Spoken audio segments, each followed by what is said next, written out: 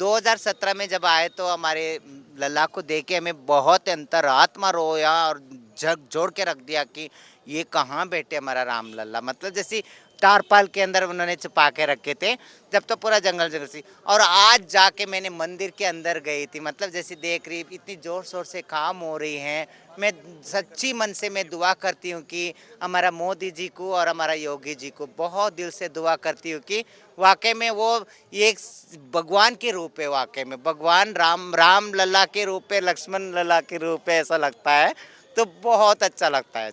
मर्यादा पुरुषोत्तम भगवान श्री रामचंद्र जी की नगरी अयोध्या में हम मौजूद हैं और अगर बात की जाए 22 जनवरी के लिए अयोध्या तैयार हो रही है।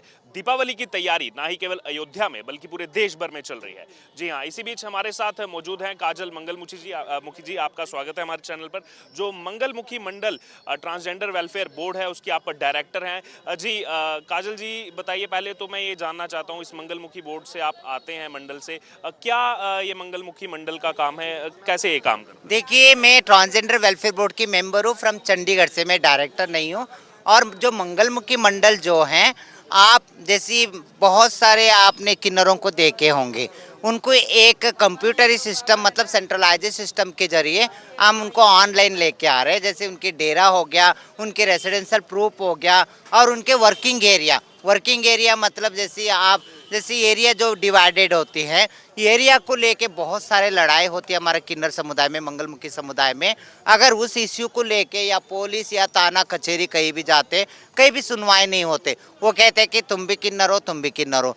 न जाने क्या पता, बहुत सारे ऐसे ताने भी होते। देखो, मैं सीधा ही बोलती हूँ क्योंकि वहाँ ये ब्राइब चलता है, करप्शन। जब बहुत सारे जो पैसे वाले जो किन्नर लोग क्या करते हैं, थोड़ा पैसा भर देते हैं, जो गरीब किन्नर जो है उसको दबा देते, दबे कुचले लोगों को हमेशा दबाते आए और दबाते रहते। ये हमारे किन्नरों में भी चल रही है। अच्छा, अब उसके अलावा यहाँ पर आते हैं, जैसे 22 जनवरी के लिए तैयारी चल रही है, तो मंगलमुखी मंडल की तरफ से देश भर में क्या तैयारियां चल रही हैं 22 जनवरी को लेकर, कैसी उत्सुकता है समाज?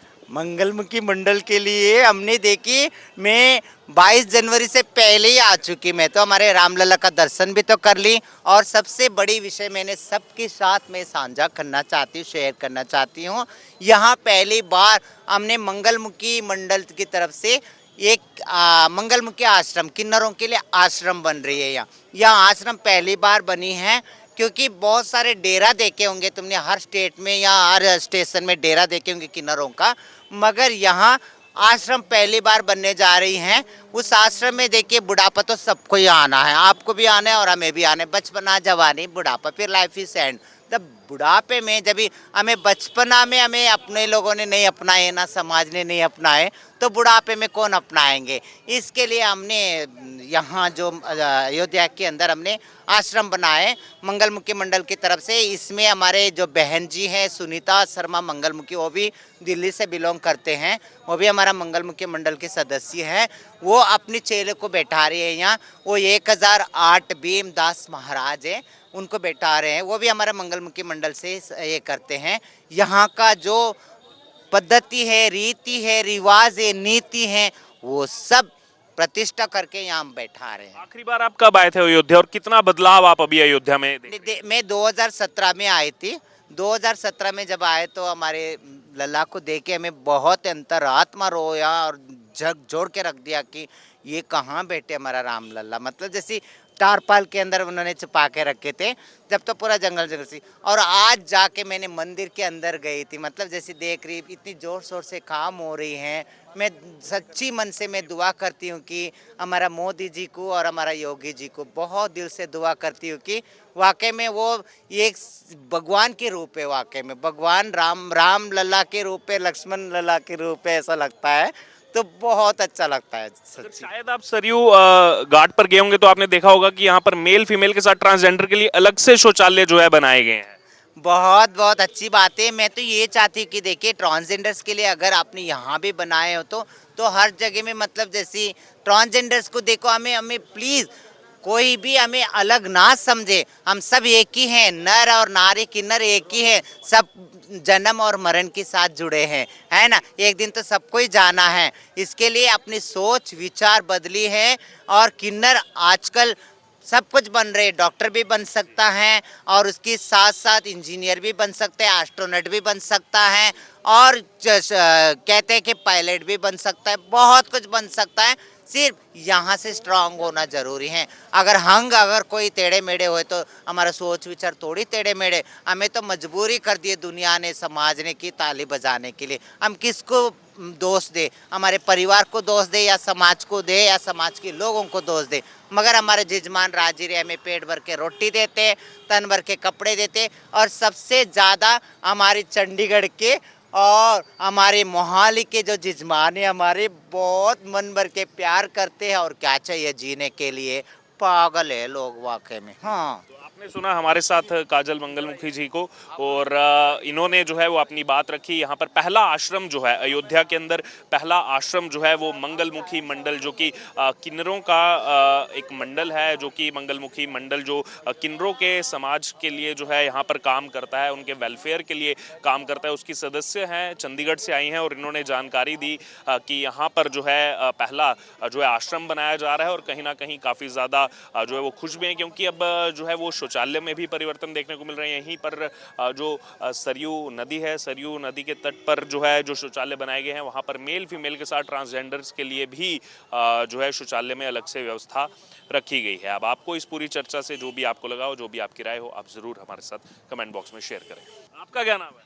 सर मेरा नाम रीता श्रीवास्तव है। यहीं अयोध्या? जी जी, अयोध्या के ही। जी, अयोध्या वासी अभी कैसा फील कर रहे हैं? पूरी दुनिया में अयोध्या की चर्चा हो रही है और वो युगों युगों से होती आई है, लेकिन अभी ज्यादा चर्चाओं में है क्योंकि 500 साल का संघर्ष रहा राम मंदिर बनने में। अब जो है पूरी दुनिया देख रही है, राम मंदिर का निर्माण भी हो रहा है, 22 जनवरी से खुल भी जाएगा। तो अभी अयोध्या वासी कैसा फील कर रहे हैं, और ये खासकर हम इस पीढ़ी में जो ये सब देख पा रहे हैं? सर अयोध्या वासी बहुत अच्छा फील कर रहे हैं और ये होना चाहिए था बहुत पहले से, जो बहुत काफ़ी लेट में हुआ।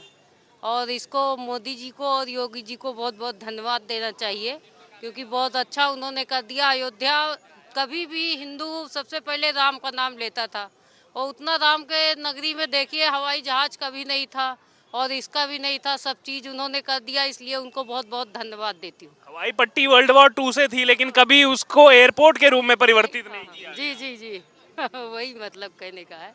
आप बहुत देर से खड़ी हैं मैम, आप भी कुछ कहना चाह रही हैं? जी बताइए, क्या नाम है आपका? आराधना पांडे। कहाँ के रहने वाले हैं? अयोध्या के ही रहने वाले हैं। अयोध्या के ही रहने वाले हैं। मैं देख रहा हूँ ये जब से यहाँ पर योगी जी ने सेल्फी खिंचाई है, अयोध्या वासी भी आ रहे हैं शाम को टहलने। नहीं, हम लोग तो यहाँ पे हैं परमानेंट और यहाँ का डेवलपमेंट भी देख रहे हैं बराबर। और आज तो न्यू ईयर है तो हम लोग के लिए भी एक सेलिब्रेशन का भी जो है वो हो गया है। हम लोग का भी एयरपोर्ट भी इनॉर्गेट हुआ है यहाँ पे, तो हम लोग सभी बहुत खुश हैं यहाँ पे डेवलपमेंट। हवाई पट्टी तो वर्ल्ड वॉर 2 से थी, लेकिन एयरपोर्ट अभी बना है। जी जी, महर्षि वाल्मीकि इंटरनेशनल एयरपोर्ट अभी बना है रायबरेली बाईपास पे।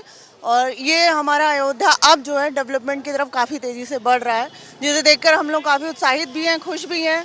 और हम लोग उम्मीद करते हैं कि मोदी जी फिर प्राइम मिनिस्टर बने, योगी जी का फिर बने प्राइम मिनिस्टर। जी बिल्कुल। विपक्ष तो पूरा एक साथ हो रहा है कि अब इस बार तो नहीं आने देंगे, लोकतंत्र खत्म कर दिया मोदी। नहीं, विपक्ष तो 2014 से लगा हुआ है हराने के लिए, लेकिन चूंकि उन्होंने काम किया है और काम दिख भी रहा है उनका, तो मुझे नहीं लगता कि मोदी जी के अलावा भी कोई है अभी टक्कर में जो उनको खैर बीट कर सकता है।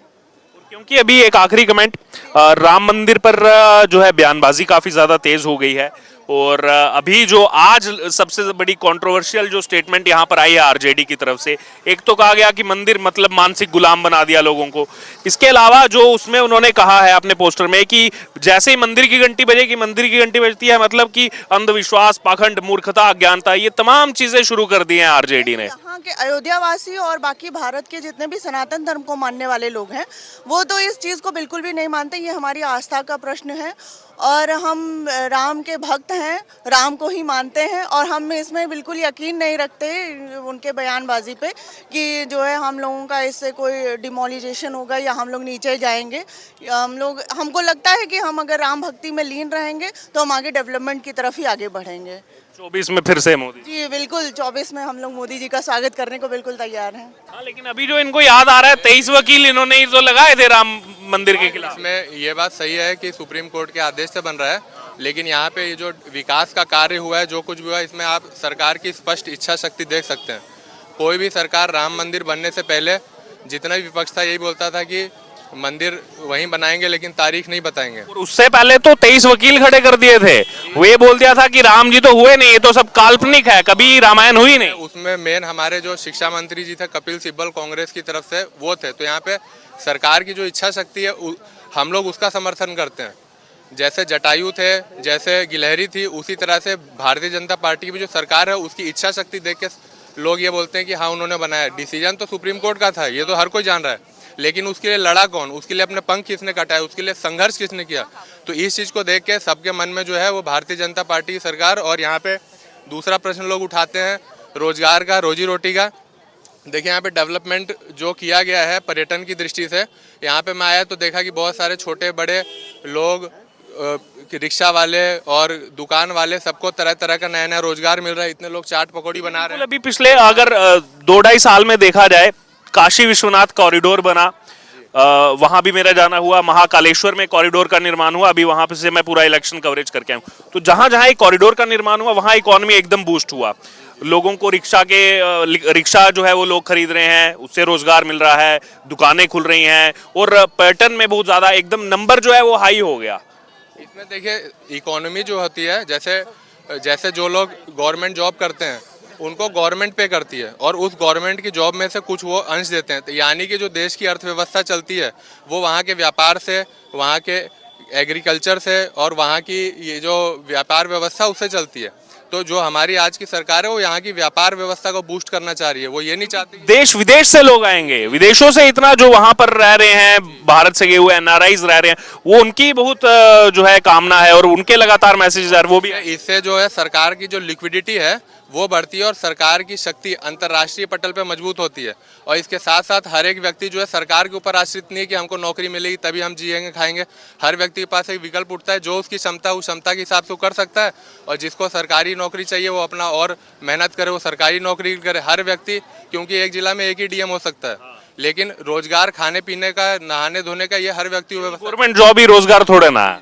जी यही बात है। तो देश को अगर एक परस्पर और समग्र विकास और अंतर्राष्ट्रीय पटल पे पहचान चाहिए तो उसको इसी प्रकार से, क्योंकि इससे देश, और सबसे मेन बात है कि हम लोग को इस चीज़ का कभी अनुभव ही नहीं हुआ। मैं पहली बार यहाँ पे आया हूँ अयोध्या में, क्योंकि हम लोग, कोई भी व्यक्ति जाता है तो देखना चाहता है कुछ सुंदरता दिखे, कुछ अच्छा दिखे। जब हम लोग कुछ दिखेगा ही नहीं, सरकार हाशिए पे ला रखी है, स्कूल में राम राम बोल देने से उसको डांटा जाए, फटकारा जाए, तो फिर वो अंदर हम लोग के हीन भावना बैठ जाती है। तो ये 2014 के बाद ये भावना सब में घटी है। हर कोई व्यक्ति भगवान का नाम लेने में गौरव, नहीं तो पहले हम लोग को थोड़ा शर्मिंदगी महसूस होती थी। कोई भी आप कॉर्पोरेट में चल जाइए, अच्छी जगह पे चल जाइए, तो वो आपको ऐसे देखते थे, ट्रीट करते जैसे कि आप कोई आतंकवादी हो।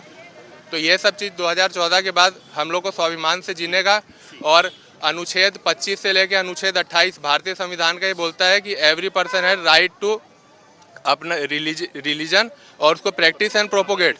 तो ये हम लोग का और सेकुलरिज्म शब्द का अर्थ होता है पंथ निरपेक्ष। हम लोग को बताया 1976 में 42वां अमेंडमेंट हम लोग को बताया गया कि धर्म निरपेक्ष। तो धर्म निरपेक्ष होता है, धर्म का मतलब कर्तव्य। तो कोई व्यक्ति कर्तव्य रहित कैसे हो सकता है। और पथ की बात है तो आप चाहे राम जी को मानिए, चाहे कृष्ण जी को मानिए, उसके लिए हमारा संविधान बोलता है।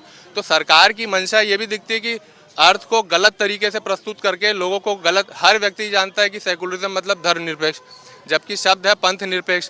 पंथ का मतलब है मैं अपना मार्ग चुन सकता हूँ, चाहे मैं इंजीनियरिंग चुनूँ, चाहे बायोलॉजी चुनूँ, चाहे मैथमेटिशियन बनूँ, चाहे आर्टिस्ट बनूँ। ये एक रास्ता है। मैं अपने लिए क्या चुनना चाहता हूँ, मैं अपने लिए ब्रह्म योग चुनना चाहता हूँ, भक्ति योग चुनना चाहता हूँ, ज्ञान योग चुनना चाहता हूँ, तो उसके लिए हमारा संविधान देता है। और इन्होंने सेकुलरिज्म को नास्तिकता की तरह प्रमोट किया। तो ये जो चीज़ है ये 2014 में आने के बाद हर व्यक्ति जो है वो अपने असली संवैधानिक अर्थों को समझ पाया है। तो ये सबसे बड़ा बदलाव है। सुनी आपने लोगों की राय। अयोध्या में इस समय मैं मौजूद हूं और लगातार अयोध्या से कवरेज आपके तक पहुंचा रहे हैं। इस समय लता मंगेशकर चौक पर हम मौजूद हैं और सुबह मर्यादा पुरुषोत्तम भगवान श्री रामचंद्र जी के मंदिर के बाहर से भी जनता की राय हमने आपके तक पहुंचाई थी। अब आपकी जो भी राय हो, जो भी आपने यहाँ पर लोगों की प्रतिक्रियाएं सुनी हैं, आपका जो भी इस पर कहना हो, आप ज़रूर हमारे साथ कमेंट बॉक्स में शेयर करें। और आपका क्या कहना है जो लगातार बयानबाजी यहाँ पर की जा रही है नेताओं की तरफ से श्री राम मंदिर को लेकर के, और विवादित बयान जो यहाँ पर दिए जा रहे हैं, आरजेडी की तरफ से जो यहाँ पर पोस्टर लगाया गया, उदित राज की तरफ से जो कहा गया, आपकी जो भी राय हो ज़रूर कमेंट बॉक्स में शेयर करें।